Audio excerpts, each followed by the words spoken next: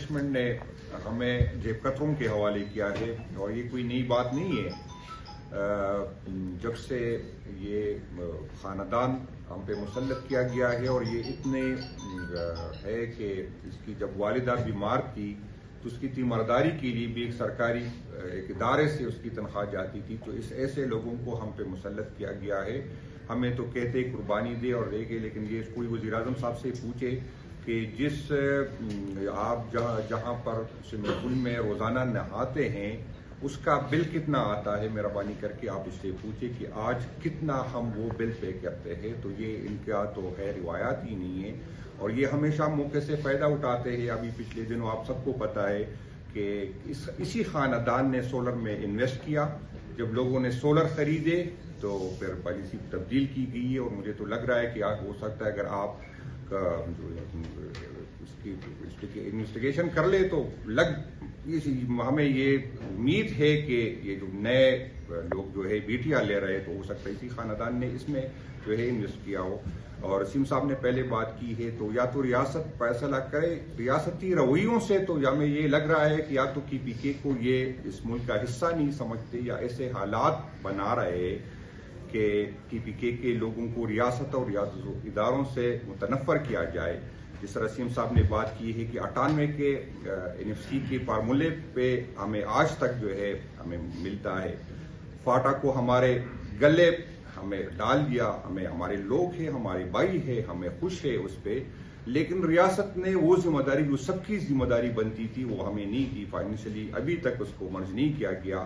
ابھی ہمارا جو ایریا ہے وہ پہلے سے بڑا ہے، جو جس فارمولے کے حساب سے ایریا وائز جو تقسیم ہوتی ہے، پاپولیشن وائز جو تقسیم ہوتی ہے اور جو کمٹمنٹ کی گئی تھی. اور ہم یہ کہہ رہے ہیں کہ ہم 100 ارب نہ دیں، جو فاٹا کے عوام کا حصہ بنتا ہے وہ ہمیں دے.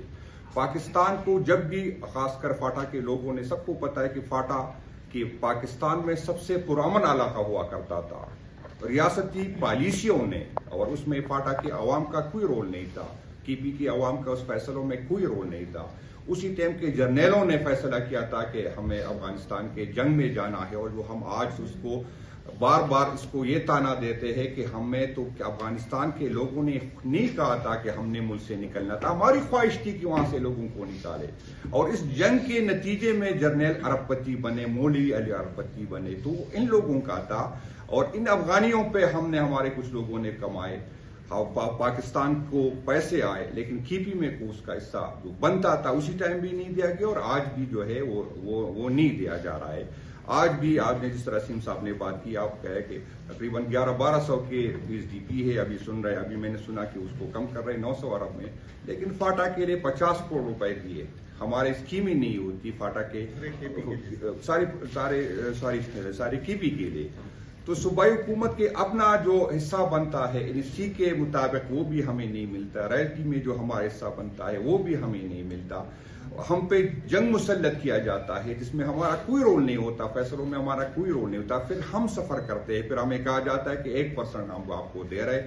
تو بھائی جان 1% اپنے پاس رکھے، لیکن جو آپ نے ہمارا انفراسٹرکچر تباہ کیا، ہماری جو ہے انڈسٹری تباہ کی، وہاں سے اسٹاف انڈسٹری ساری کھیپی میں مجھے بتا دے کہ کہاں پر انڈسٹری ہے. تو ہم جب ریاست نے فیصلہ کیا تھا کہ افغانستان جنگ میں جانا تو ہم پی کے میں ریاستی اداروں نے جہادی بھرتی کی. یہ کسی سے چھپی گٹی نہیں ہے. ریاستی اداروں نے پی کے میں جہادی، جب پنجاب میں سندھ میں انڈسٹری لگ رہی تھی تو ہم جہادی بھرتی کر رہے تھے اور آج ہم اس کا خمیازہ بھگت رہے.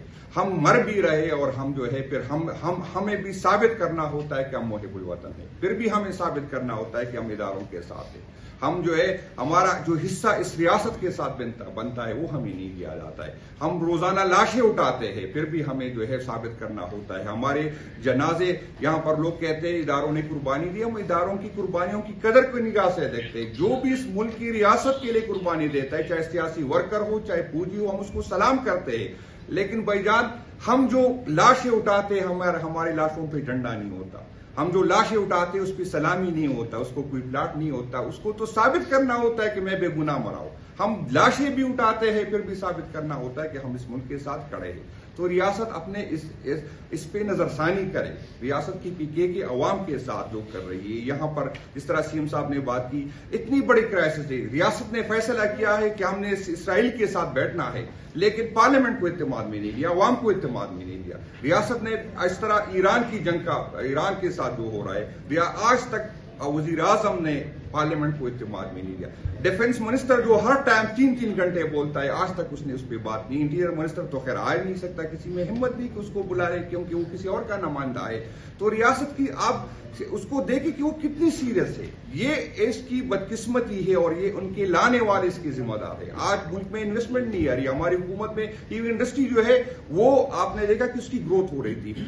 فیصل آباد میں ٹیکسٹائل انڈسٹری اپنی ڈیمانڈ پوری نہیں کر سکتی تھی, جس کی سب کی فیصل آباد کے عوام اس کی گواہ ہے کہ جس کی ایک فیکٹری تھی اس نے 2 3 فیکٹریاں لگی. ہم ڈیمانڈ پوری نہیں کر سکتے تھے. یہاں پر انویسٹمنٹ آتی تھی. آپ دیکھیں کہ پچھلے 3 سال میں کتنی انویسٹمنٹ آئی. یہاں سے جو انویسٹمنٹ تھی وہ بھی گئی. آپ دیکھیں کہ ہمارے ٹائم میں ایگریکلچر گروتھ کتنی تھی. آپ دیکھیں کہ باوجود اس کے کہ کرائسس تھے, باوجود اس کے کہ دنیا کی اکانومی نیچے آ رہی تھی, گروتھ نیچے آ رہا تھا, کرونا تھا, اس کے باوجود بھی ہماری حکومت میں جو ہے گروتھ بڑھا. 6% کے حساب سے ہم نے ترقی کی. اس کے بعد آپ دیکھیں کہ ان لوگوں پہ جو لوگ سمجھتے تھے کہ ایکسپیرینس لوگ ہیں, جو یہ سمجھتے تھے ان کو ہمارے اوپر مسلط کیا گیا تھا. ہمیں اس بنیاد پہ مسلط کیا گیا تھا کہ یہ ہم سے اچھے ہیں, ہم سے زیادہ محب الوطن ہے. باوجود اس کے کہ اس حکومت نے اور اس کے اتحادیوں نے اس ملک کو لوٹا, اس کے نسلوں نے اس کو لوٹا. یہ اس کا رویہ ہی اس طرح کی نہیں ہے. اور جس طرح سی ایم صاحب نے بات کی کہ اس کو پتا ہے کہ کوئی اور ہم کو لے کے آئے گا اور اس کو خوش کرنا ہے. عوام کے ساتھ اس کا تعلق ہی نہیں. وہ عوام کا کیا ہے, اس نے ووٹ, کیونکہ اس ملک میں بدقسمتی یہ ہے کہ ووٹ دینے والا اہم نہیں, ووٹ گننے والا اہم ہے. اور جب تک ووٹ گننے والا اس کے ساتھ ہوگا, ریاست کے ساتھ یہی ہوگا. باقی فائنانس منسٹر صاحب وہ تفصیل ہم اس کو سنیں گے کیونکہ وہ اس کا فیل ہے. چونکہ